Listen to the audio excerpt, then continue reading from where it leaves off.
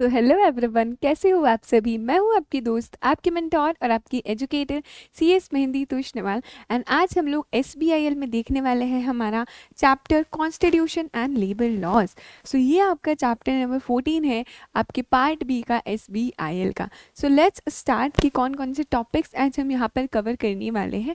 हम कॉन्स्टिट्यूशन को पढ़ने वाले हैं कि इंडस्ट्रियल लॉज पे क्या इसका इम्पैक्ट पड़ने वाला है, क्या एक ट्रेड यूनियन हाई कोर्ट तक जा सकती है।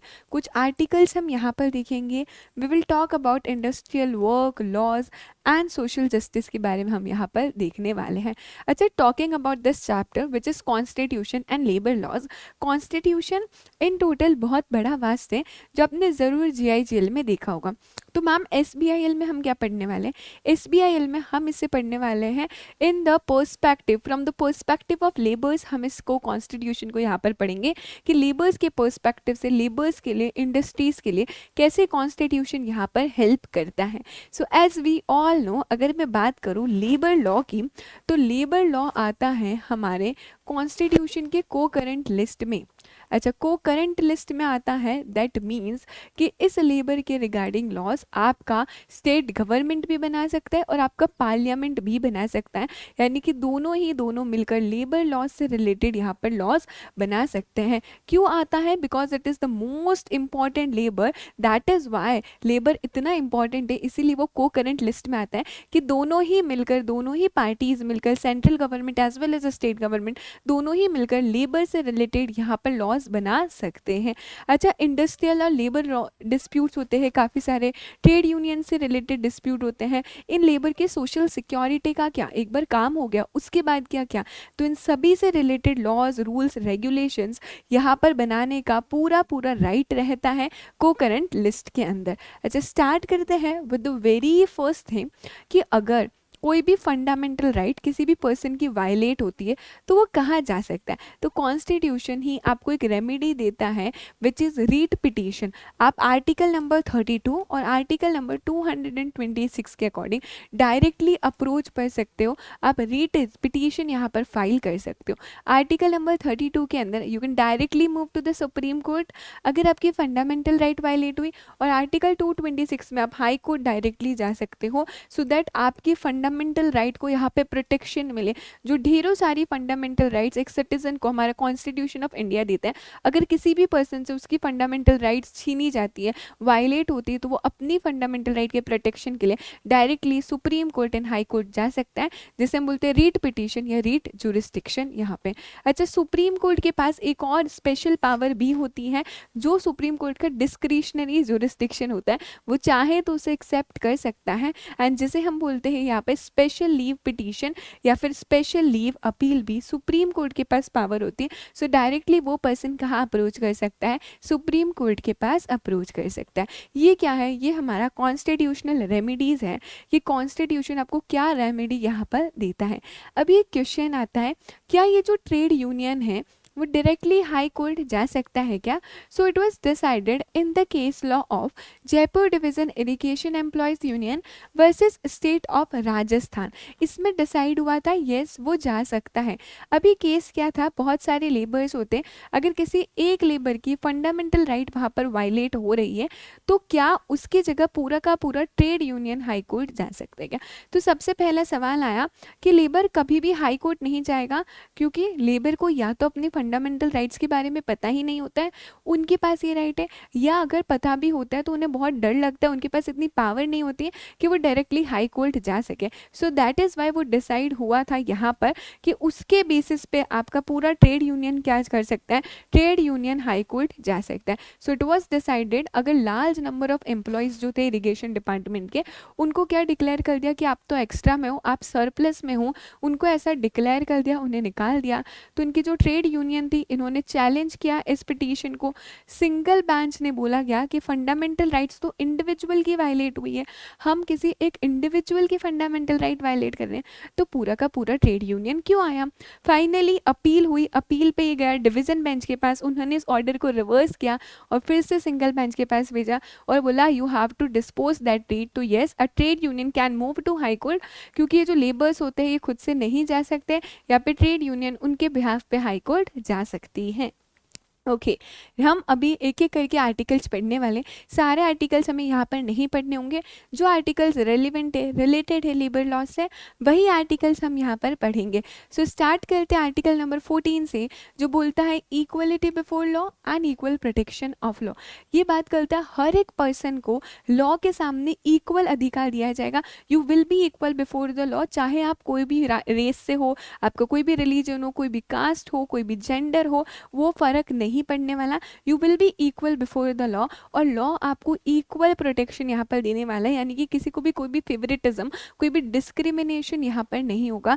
ये जो स्टेट है वो किसी भी पर्सन को डिनाई नहीं करेगा equality before law and equal protection of law with in the territory of India. So India की टेरिटरी में ऑल आर इक्वल्स, सभी को यहाँ पर इक्वल माना गया है। ये बोलता है हमारा आर्टिकल नंबर 14। अच्छा, इसी से रिलेटेड एक केस लॉ हम देखने वाले। एयर इंडिया वर्सेस नरगेश मिर्जा का केस था। इस केस में हुआ क्या था, ये केस है आपकी इंडियन एयरलाइंस का केस। इसमें एक रेगुलेशन बनाई गई कि जो एयर होस्टेस होगा उनका रिटायरमेंट कब होगा, वो सर्विस से कब रिटायर होगी। तो बोला गया एयर होस्टेस रिटायर होगी जब उनकी एज 35 ईयर्स की हो जाएगी, या फिर जब उनकी मैरिज हो जाएगी, या फिर उनकी 4 ईयर्स हो गए सर्विस को, या फिर फर्स्ट प्रेगनेंसी पे। अब एक क्वेश्चन आता है, अगर कोई वुमेन प्रेग्नेंट हो जाती है, सिर्फ और सिर्फ इस बेसिस पे आप उनको सर्विसेज से निकाल रहे हो, आप उसे रिटायर करो, क्या ये वैलिड है क्या। तो क्वेश्चन क्या आया था यहाँ पर क्वेश्चन आया था दैट अगर किसी का रिटायरमेंट हो रहा on the ground of pregnancy, क्या वो सही है। ये क्वेश्चन गया आगे और पता चला this regulation will be considered as unconstitutional, इसे अनकॉन्स्टिट्यूशनल कंसिडर किया गया, एंड दैट इज वाई इस रेगुलेशन को बाद में स्ट्राइक डाउन कर दिया गया। ये रिटायरमेंट अगर आप एयर होस्टेस का कर रहे हो ओनली ऑन द ग्राउंड कि वो प्रेग्नेंट हो जाती on the ground of pregnancy, ये बिल्कुल ही अनरीजनेबल है, आर्बिट्रेरी है, और एक तरह से वो आर्टिकल 14 के वायलेशन में है। अभी यार अगर कोई वुमेन प्रेग्नेंट हो रही है डजेंट मीन कि तुम उसे निकाल दो जॉब से, तुम उसे रिटायर कर दो। सो इसीलिए ये जो प्रोविजन था, ये जो रेगुलेशन था, it was unconstitution and it was not equal. So यहाँ पर आर्टिकल 14 की राइट वायलेट हो रही थी और इस रेगुलेशन को यहाँ पर स्ट्राइक डाउन किया गया। हमें कंक्लूजन पता होना चाहिए। इट इज़ ओके अगर केस का नाम नहीं पता, but you should know the conclusion यहाँ पर। नेक्स्ट है हमारा आर्टिकल नंबर 16। आर्टिकल 16 बोलता है हम आपको इक्वल अपॉर्चुनिटी देने वाले हैं in the matters of public employment. अच्छा, इक्वल अपॉर्चुनिटी देने वाले हैं in the matters of public employment. बहुत सारे एम्प्लॉयमेंट के केसेस होते हैं, तो हम कोई भी डिस्क्रिमिनेशन यहाँ पर नहीं करेंगे। हर एक पर्सन को यहाँ पे इक्वल अपॉर्चुनिटी मिलेगी इन एम्प्लॉयमेंट में। There would be no discrimination, किसके बेस पे डिस्क्रिमिनेशन नहीं होगा, on the basis of any of the religion, race, caste, sex, place of birth, या कोई भी वे में यहाँ पर कोई भी डिस्क्रिमिनेशन नहीं होगा। अगर पब्लिक एम्प्लॉयमेंट के लिए अपॉर्चुनिटीज़ है तो any one of them come, वो यहाँ पर आके सर्व कर सकता है। हम कोई डिस्क्रिमिनेशन यहाँ पर नहीं करेंगे। हालांकि बोला गया है कि पार्लियामेंट लॉ बना सकता है with regard to class of employment या फिर appointment to office under government with state और यूनियन टेरिटरी। पार्लियामेंट चाहे तो यहाँ पर कोई लॉ बना सकता है स्टेट के साथ मिलकर, यूनियन टेरिटरी के साथ मिलकर, कि कौन से क्लास ऑफ एम्प्लॉयज़ को यहाँ पर अपॉइंट करना है। पार्लियामेंट चाहे तो एक प्रॉपर क्वालिफिकेशन बना सकता है कि इस क्वालिफिकेशन वाले लोगों को ही यहाँ पर अपॉइंट करना रहेगा। It is totally valid. फिर बोला गया है शेड्यूल कास्ट, शेड्यूल ट्राइब और अगर कोई बैकवर्ड क्लासेस लोग हैं तो उनके लिए रिजर्वेशन होगा। एम्प्लॉयमेंट में अलग से रिजर्वेशन होगा फॉर द पीपल जो SC है, ST है, बैकवर्ड क्लासेस है, तो उनके लिए रिजर्वेशन है उनके अपॉइंटमेंट के लिए। अच्छा, ऐसा पर्सन जो काम कर रहा है रिलीजियस डिनोमिनेशन में, तो वहाँ पर बोला गया, वहाँ पर हम ऐसा बोल सकते हैं कि जो रिलीजियस डिनोमिनेशन में काम कर रहा है उसी पर्सन को वहाँ पर अपॉइंट करेंगे जो उस रिलीजन को प्रैक्टिस कर रहा है। सो अगर मैं बात करूँ रिलीजियस डिनोमिनेशन की, तो वहाँ पर उसी पर्सन को अपॉइंट किया जाएगा जो कि उस रिलीजन को प्रैक्टिस कर रहा है। लाइक टेम्पल में वही पर्सन अपॉइंट होगा जो उस रिलीजन को प्रैक्टिस कर रहा है, मॉस्क में वही पर्सन अपॉइंट होगा जो उस रिलीजन को प्रैक्टिस कर रहा है, चर्च में वही पर्सन अपॉइंट होगा जो उस रिलीजन को प्रैक्टिस कर रहा है। सो डिपेंडिंग अपॉन दैट, अगर रिलीजियस डिनोमिनेशन की बात है तो हम उसी पर्सन को यहाँ पर अपॉइंट करेंगे जो कि उस रिलीजन को यहाँ पर प्रैक्टिस कर रहा है। अच्छा, आर्टिकल 16 का भी एक और केस लॉ है जो बोलता है Mewa Ram Kanaujia versus All India institution of medical sciences and others. Basically ये बात करता था equal pay for equal work के लिए कि यहाँ पर हम इक्वल पैसा देंगे अगर आप इक्वल काम करो। पर रीज़न यहाँ पे लॉजिक क्या है, इक्वल पे तभी मिलेगा अगर आप इक्वल काम कर रहे हो। आप ऐसा नहीं बोल सकते हो कि हम लोग एक ही कंपनी में काम कर रहे हैं तो जो कंपनी का एम्प्लॉय है, जो कंपनी का एम्प्लॉय है, जो कंपनी का मैनेजर है, उसको तो अलग पैसा मिल रहा है और जो कंपनी का वॉचमैन है उसको अलग पैसा मिल रहा है। आप ये नहीं बोल सकते। यू हैव टू सी कि आप दोनों का काम अलग अलग है। तो इक्वल पैसा आपको तभी मिलेगा जब आप इक्वल वर्क कर रहे हो, सेम या सिमिलर नेचर का वर्क कर रहे हो। तो यहाँ पर बोला गया है ये कब एप्लीकेबल होगा, जब आप सेम रैंक पर हो, सेम पोजीशन पे हो और सिमिलर फंक्शंस कैरी आउट कर रहे हो, सिमिलर ड्यूटीज़ को डिस्चार्ज कर रहे हो, तो ही आपका equal pay for equal work वाला चीज़ यहाँ पर एप्लीकेबल होगा। अच्छा, नेक्स्ट है हमारा आर्टिकल 19(1)(c) जो बात करता है right to form association and union. ये बोलता है कि हर एक पर्सन के पास राइट है, वो एसोसिएशन फॉर्म कर सकता है, वो यूनियन फॉर्म कर सकता है, लेकिन कुछ रिस्ट्रिक्शंस है। ये राइट एब्सोल्यूट नहीं है। There are reasonable restrictions. Reasonable restriction क्या है? ये रीजनेबल रिस्ट्रिक्शंस स्टेट यहाँ पर इम्पोज कर सकता है कि जो भी आप एसोसिएशन और यूनियन फॉर्म करोगे it should B for the sovereignty and integrity of India. India के लिए होने चाहिए, इंडिया की इंडिपेंडेंस और उसकी इंटीग्रिटी के अकॉर्डिंग होने चाहिए, पब्लिक ऑर्डर में होने चाहिए, आप कुछ भी तरह का मिसकंडक्ट नहीं कर रहे हो, and it should B moral. किसी भी तरह का कॉन्ट्रावेंशन यहाँ पर आपको नहीं करना है by forming association and union here. ठीक है। अच्छा, नेक्स्ट है आर्टिकल नंबर 21 जो बात करता है right to life and personal liberty. ये क्या बोलता है? हर पर्सन को राइट है, पूरा पूरा अधिकार है अपनी ज़िंदगी को जीने का, अपने अकॉर्डिंग जीने का। So right to life and personal liberty. अभी मेरा एक क्वेश्चन आया, अगर पूरा पूरा अधिकार है तो मान लो एक पर्सन है जिसने क्या किया, मर्डर किया है किसी का, तो पुलिस आ रही, पुलिस उसको लेकर जा रही, तो क्या वो पर्सन बोल सकता है अरे रुको रुको, मेरे पास आर्टिकल 21 के अकॉर्डिंग पूरा पूरा राइट है अपनी ज़िंदगी जीने का, तो मेरे पास राइट है लाइफ का, आप मुझे ऐसे लेकर नहीं जा सकते हो, मैं तो फ्रीली घूम सकता हूँ? क्या ऐसा हो सकता है क्या? दीदी ऐसा हो नहीं सकता है, क्योंकि पूरा पढ़ो, you have a right to life and personal liberty except according to the procedure established by the law. Exception क्या है? According to the procedure established by law, यानी कि लॉ कोई भी रूल्स एंड रेगुलेशंस बना के आपसे ये चीज़ छीन सकती है। सो ऑब्वियस सी बात है, अगर किसी ने मर्डर किया है तो उसे ले जाया जाएगा, उसे डिटेन किया जाएगा, हो सकता है उसको लाइफ इम्प्रिजनमेंट हो या डेथ सेंटेंस हो, तो वो पर्सन ये नहीं बोल सकता है कि आप मुझे नहीं ले जा सकते क्योंकि मेरे पास राइट टू लाइफ है। ऐसा हो सकता है according to the procedure established by law. अच्छा, अभी रिस्ट्रिक्शन में क्या बोला है? आप उसको पर्सनल लाइफ को, लिबर्टी को डिप्राइव नहीं कर सकते। No person shall be deprived of his personal life and liberty. अच्छा, ये जो डेप्रीवेशन होगा वो कैसे हो सकता है? एज पर लॉ हो सकता है। लॉ अपना प्रोसीजर इस्टेब्लिश करके उससे ये राइट छीन सकता है। जैसे कि अगर किसी पर्सन ने मर्डर किया, ऑब्वियसली उसे ले जाया जाएगा, लॉ कोई भी प्रोसीजर बना के उससे ये राइट को छीन सकता है, लेकिन ये जो लॉ का प्रोसीजर होगा it should be fair, it should be just और ये रीजनेबल होना चाहिए। Right to life and personal liberty की मैं बात करूँ तो आपके पास पूरा पूरा हक है, आप वो सारी चीज़ें कर सकते हो जिससे आपकी राइट मीनिंगफुल बने, आपकी लाइफ कंप्लीट बने और आपकी लाइफ वर्थ लिविंग हो, जिससे आप सम्मान से यहाँ पर आपकी लाइफ में रह पाओ। तो वो सारी की सारी चीज़ें किस में आएगी? Right to life and personal liberty में आएगी। अच्छा, एक केस है हमारा आर्टिकल नंबर 21 में, ये केस है Olga Tellis and others versus Bombay municipal corporation का। अच्छा, I want you all to read this case for me please.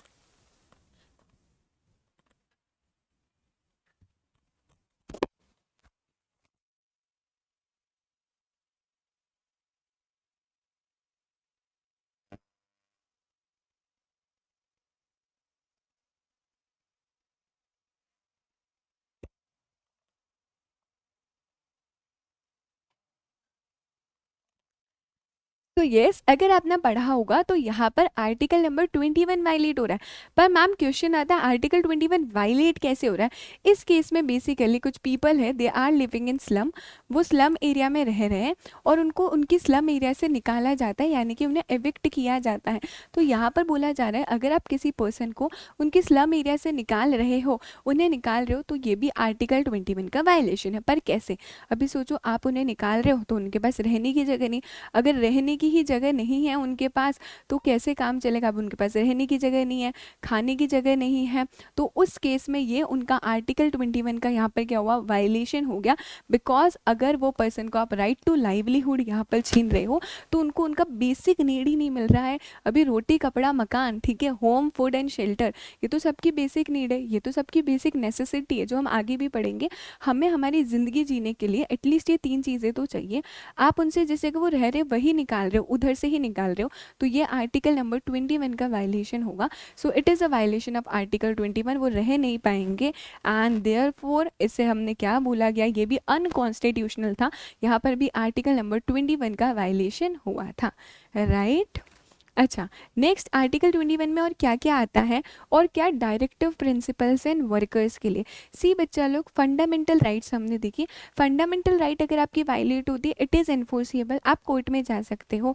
लेकिन ये डायरेक्टिव प्रिंसिपल सिर्फ और सिर्फ गाइडलाइंस है। क्या क्या डायरेक्टिव प्रिंसिपल्स हैं, राइट टू लिवलीहुड, आप आराम से रहो। Right to live with human dignity, आप आपके सम्मान के साथ रह सकते हो। राइट टू मेडिकल केयर, उसको मेडिकल केयर मिलनी चाहिए। Right to health, health of labour should be सही। सेक्सुअल हैरेसमेंट नहीं होना चाहिए एंड इकोनॉमिक्स राइट्स मिलनी चाहिए। सो यहाँ पे प्रोहिबिशन होना चाहिए। सो ये सारी किस में आ जाएगी, डायरेक्टिव प्रिंसिपल से वर्कर्स के लिए। अगेन मैंने इसे directive principles means these are the guidelines, these are not the fundamental rights. Okay, next है हमारा आर्टिकल नंबर 23। आर्टिकल नंबर 23 क्या बोलता है, ये बोलता है राइट अगेंस्ट एक्सप्लॉयटेशन। ये यहाँ पर मना करता है कि कोई भी एक्सप्लॉयटेशन नहीं होना चाहिए। So trafficking in human beings is violated. Trafficking in human beings मतलब जो बाइंग एंड सेलिंग होती है ह्यूमन बींग्स में, खरीदी बेची होती है, वो नहीं होगी, वो प्रोहिबिट किया गया है। बेगर नहीं करना और किसी भी तरह का फोर्स्ड लेबर यहाँ पर नहीं करना, इट इज़ टोटली प्रोहिबिटेड। यानी कि ह्यूमन बींग्स में बाइंग सेलिंग नहीं होगी, बेगर नहीं होगा और किसी भी तरह का फोर्स्ड लेबर नहीं होगा। अभी इनका मतलब क्या होता है ज़रा वो देख लेते हैं।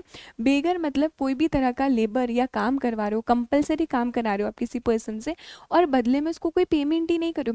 लेबर्स क्यों काम करते हैं यार, ताकि उन्हें थोड़ा पैसा मिल जाए। आप किसी से काम करा रहे हो पर in exchange you are giving nothing, तो उससे काम कराना विदाउट एनी पेमेंट वो बेगर बोलता है और it is strictly prohibit. Article 23 से प्रोहिबिट करता है यहाँ पर। ये एक फंडामेंटल राइट है सिटीजन ऑफ इंडिया की कि आप उसे वर्क करने के लिए कंपेल नहीं कर सकते हो विदाउट वेजेस। ये भी डिसाइड हुआ था हमारा in the case law of Suraj versus state of Madhya Pradesh. अच्छा, नेक्स्ट है ट्रैफिकिंग इन ह्यूमन बींग्स, जिसका मतलब मैंने आपको समझाया, स्लेवरी या फिर buying and selling of human beings. अगर आप ह्यूमन बींग्स का बाइंग सेलिंग करते हो it is constitutionally illegal. Article 23 इसे प्रोहिबिट करता है। अच्छा, नेक्स्ट है आर्टिकल नंबर 24। आर्टिकल 24 क्या बोलता है, छोटे छोटे बच्चों से काम नहीं कराना। तो कोई भी बच्चा जिसकी एज बिलो 14 ईयर्स है, सो एनीवन जिसकी एज बिलो 14 ईयर्स है उसको फैक्ट्री में काम नहीं करवाना है, माइन में काम नहीं कराना है और कोई भी हजार्डस एम्प्लॉयमेंट में आप उसे एम्प्लॉय नहीं कर सकते हो। तो आर्टिकल 24 बोलते हैं छोटे बच्चों को काम नहीं कराना। ऐसे बच्चे जिसकी एज बिलो 14 ईयर्स है फैक्ट्री में, माइन में या हजार्डस एम्प्लॉयमेंट में आपको काम नहीं करवाना है। क्या यहाँ तक एकदम क्लियर हुआ है बच्चा लोग? आई होप आप सेक्शंस को, आर्टिकल्स को रिकॉल कर रहे हो मेरे साथ साथ और समझते जा रहे हो कि कौन सा आर्टिकल क्या बात करता है। नेक्स्ट हम देखने वाले हैं यहाँ पर लेबर लॉज और उससे ही रिलेटेड डायरेक्टिव प्रिंसिपल्स क्या है स्टेट पॉलिसी के। कुछ ऑर्डर्स हम सोशियो इकोनॉमिक जस्टिस के देखेंगे। सो सोशल जस्टिस के बारे में क्या बात करता है और इंडस्ट्रियल लॉज कैसे ये दोनों रिलेटेड है। यहाँ पर आर्टिकल 38 बोलता है सोशल जस्टिस कि स्टेट को, जब भी मैं स्टेट बोलूँगी समझना यहाँ पर बात आ रही है गवर्नमेंट की, स्टेट को प्रमोट करना है पब्लिक का वेलफेयर। कैसे पब्लिक का वेलफेयर प्रमोट कर सकती है, उनको जस्टिस देके उसे सिक्योर करना है, प्रमोट करना है जस्टिस। और जस्टिस कैसा होना चाहिए, सोशली, इकोनॉमिकली और पॉलिटिकली। याद करो आपका कॉन्स्टिट्यूशन ऑफ इंडिया का प्रीएम्बल जहाँ पर बोलता है हम सबको जस्टिस सिक्योर करेंगे, सोशली, इकोनॉमिकली और पॉलिटिकली। सभी लोगों को यहाँ पर जस्टिस, न्याय मिलना चाहिए। अगर किसी के साथ भी कुछ भी गलत हुआ तो उनको इतना होना चाहिए कि हमें यहाँ पर जस्टिस मिलेगा। तो सभी लोगों का वेलफेयर कैसे हो सकता है, पब्लिक का वेलफेयर कैसे हो सकता है, अगर उन्हें जस्टिस यहाँ पर मिल रहा है तो। अच्छा, नेक्स्ट बोलता है यहाँ पर आर्टिकल 30 डायरेक्ट करता है कि जो भी इनइक्वालिटीज़ है स्टेटस के बीच में या अपॉर्चुनिटीज के लिए जो भी इनइक्वालिटीज़ है आप उसे मिनिमाइज करो, या लोगों के बीच में ना थोड़ी सी इनइक्वालिटीज़ है, थोड़े से डिफरेंसेस है कि ये रिच है ये पुअर है, ठीक है, या फिर कलर को लेके या फिर स्टेटस को लेके कि हमारा स्टेटस इतना है तुम्हारा स्टेटस कम है। सो आर्टिकल 38 बोलते हैं कि लोगों के बीच में जो ये इनइक्वालिटीज़ ये आपको रिड्यूस करनी है, ये आपको मिनिमाइज करनी है। इनइक्वालिटी हो सकती है on the basis of status, on the basis of opportunities, या on the basis of income, या कभी कभी होता है on the basis of area कि इस एरिया वाले लोग हैं ये इस एरिया वाले लोग हैं। तो ये आपको इनइक्वालिटीज़ यहाँ पर रिड्यूस करनी है और इसी तरह से आपको मिलेगा यहाँ पे सोशल जस्टिस, ठीक है। नेक्स्ट देखो, equal pay for equal work, ये बात करता है फिर से आर्टिकल नंबर 39 बोलता है कि स्टेट को ध्यान रखना है कि उनकी पॉलिसी में वो सभी लोगों को इक्वल पैसा दे। अगर कोई person who is doing equal work तो उसे इक्वल पे यहाँ पर मिलनी चाहिए। तो आपकी पॉलिसी के अंदर ये चीज़ें सिक्योर करनी है। सबसे पहला बोला गया सारे ही सिटीजन्स को इक्वल पे देना, इक्वल वर्क, इररिस्पेक्टिव कि आपका जेंडर कुछ भी हो आपको उससे फ़र्क नहीं पड़ना चाहिए, चाहे आप मेल हो चाहे फीमेल हो, यहाँ पर इक्वल पैसा मिलना चाहिए अगर दोनों इक्वल वर्क कर रहे। ये नहीं कह सकते कि फीमेल है तो इससे पैसा कम मिलने वाला है, it would not be possible. तो यहाँ पर इक्वल पे मिलना चाहिए इररिस्पेक्टिव कि आपका जेंडर कुछ भी हो, यहाँ पे दोनों को ही ज़रूरत है जीने के लिए, अपना पैसा मिलना चाहिए जितना वो काम कर रहे हैं। नेक्स्ट है यहाँ पर इक्वल वर्क देना है मैन और वुमेन के लिए, जो काम है काम का बाइफर्केशन भी इक्वल होना चाहिए। वहाँ पर भी हम कोई डिस्क्रिमिनेशन नहीं करेंगे कि इसको कम काम दो इसको ज़्यादा काम दो, ऐसा नहीं करने वाले हैं। हेल्थ और स्ट्रेंथ का ध्यान रखना है फीमेल की और मेल वर्कर्स की कि किसी भी तरह से उनकी हेल्थ और स्ट्रेंथ जो है वो अब्यूज़ नहीं करनी, वो ख़राब नहीं होनी चाहिए, वो वहाँ पे डिग्रेड नहीं होनी चाहिए। एंड लास्टली चिल्ड्रंस को और यूथ को एक ऐसा अपॉर्चुनिटीज़ देनी है, फैसिलिटीज़ देनी है ताकि उनका जो ओवरऑल ग्रोथ और डेवलपमेंट होगा बहुत ही हेल्दी मैनर में डेवलपमेंट हो। तो उस तरीके से आपको यहाँ पे अपॉर्चुनिटीज़ और फैसिलिटीज़ देनी। वो कैसे हो सकता है? अच्छा खाना दो और अच्छी पढ़ाई करो, राइट। सो आर्टिकल नंबर 21 का यहाँ पर बहुत अच्छा रोल है। नेक्स्ट इसी का केस है, इन the case of Randhir Singh versus union of India, supreme court ने बोला कि जो प्रिंसिपल है equal pay for equal work का, अभी तक it is not a fundamental right, लेकिन येस ये हमारे कॉन्स्टिट्यूशन का गोल है। तो it was decided in one of the case कि equal pay for equal work it is हालांकि not a fundamental right, as of now ये fundamental right नहीं है, बट ऑब्वियसली सुप्रीम कोर्ट ने बोला ये हमारे कॉन्स्टिट्यूशन का गोल है कि हर एक पर्सन को इक्वल पे मिले अगर वो इक्वल वर्क कर रहे हैं तो।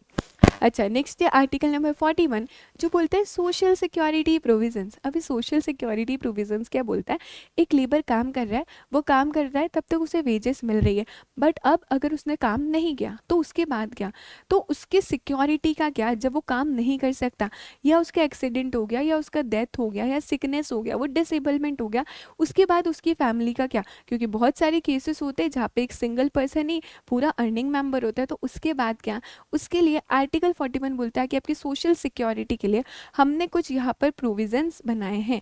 सो स्टेट को इफेक्टिव प्रोविजंस बनाने हैं ताकि वर्कर्स की लाइफ यहाँ पे सिक्योर हो पाए, उनका एजुकेशन पब्लिक असिस्टेंस दे पाओ, अगर कभी अनएम्प्लॉयमेंट हो जाता है, ओल्ड एज में आ जाते हैं, वो सिकनेस हो जाता है या किसी भी तरह का डिसेबलमेंट हो जाता है, तो स्टेट को ऐसे प्रोविजंस बनाने रहेंगे। सोशल सिक्योरिटीज़ गारंटी करी हमारी कॉन्स्टिट्यूशन ने, अभी तो बहुत सारे लॉज बन चुके हैं वर्कर्स की सोशल सिक्योरिटीज़ के लिए। कुछ लॉज हम देखेंगे, सबसे पहला एम्प्लॉय स्टेट इंश्योरेंस एक्ट, ये एक ऐसा एक्ट है जहाँ पर अगर कुछ भी सिकनेस हो जाती है एम्प्लॉय को, कुछ भी एक्सीडेंट हो जाता है तो उनका मेडिकल ट्रीटमेंट होता है वो भी फ्री में होता है। तो यहाँ पर क्या हो गया, ये एक प्रोविज़न बना उनकी सोशल सिक्योरिटी का, उनका या उनके डिपेंडेंट्स का। मैटरनिटी बेनिफिट एक्ट मिलता है। अभी मैटरनिटी बेनिफिट किसके लिए है, ये प्रेग्नेंट वुमेन के लिए, अगर कोई वुमेन प्रेग्नेंट होती है तो उन्हें बेनिफिट मिलता है, उन्हें बेसिकली लीव्स मिलती है रेस्ट करने के लिए, लेकिन उनका पेमेंट भी होगा। यानी कि कहना ही से लीव तो है आपको रेस्ट करने के लिए, लेकिन लीव के साथ साथ आपको पेमेंट भी मिलने वाला है। नेक्स्ट है पेमेंट ऑफ ग्रेचुटी एक्ट के अंदर उस पर्सन को ग्रेचुटी मिलती है। ये कब मिलती है, अगर उस पर्सन ने 5 ईयर्स की कंटिन्यूस सर्विस दी है, 5 ईयर्स या 5 ईयर्स से ज़्यादा की, तो यहाँ पे उसकी लॉयल्टी के लिए उसे एक अमाउंट दिया जाता है, उसे हम ग्रेचुटी बोलते हैं। एम्प्लॉय प्रोविडेंट फंड में भी आपको यहाँ पे PF का पैसा मिलता है, जहाँ पर एम्प्लॉयर और एम्प्लॉय मंथली कुछ अमाउंट कॉन्ट्रीब्यूट करते हैं अपनी सैलरी एंड वेजेस से। तो ये कुछ एक्ट्स हैं जिससे सोशल सिक्योरिटी गारंटी होती है उन लेबर्स की और उन वेजेस की।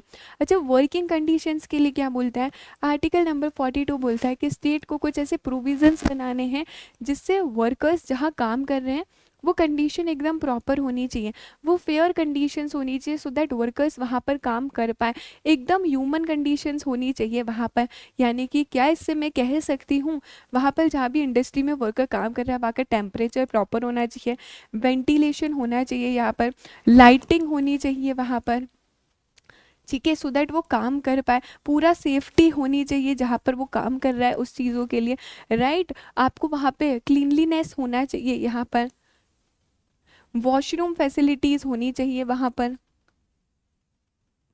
ड्रिंकिंग वाटर होना चाहिए। ये सारी कंडीशंस कैसी हो गई, जस्ट एंड ह्यूमन कंडीशंस हो गए, सो दैट कोई पर्सन वहाँ पर काम कर पाए और इधर उसके पास राइट है कि वो रह सकता है विथ ह्यूमन डिग्निटी, अपने आत्मसम्मान के साथ उसे यहाँ पर रहना है। ये बोलता है हमारा आर्टिकल नंबर 42, राइट। अच्छा, अभी हम बात करेंगे आर्टिकल नंबर 43 की, दैट इज लिविंग वेज। आखिरकार लिविंग वेज यहाँ पर होता क्या है, सो यहाँ पर बोला गया है लिविंग वेज मतलब ऐसा वेज जो कि मेल अर्नर अर्न तो कर रहा है अपनी फैमिली के लिए, अपने लिए, लेकिन इसके अंदर सिर्फ बेयर एसेंशियल्स नहीं आता।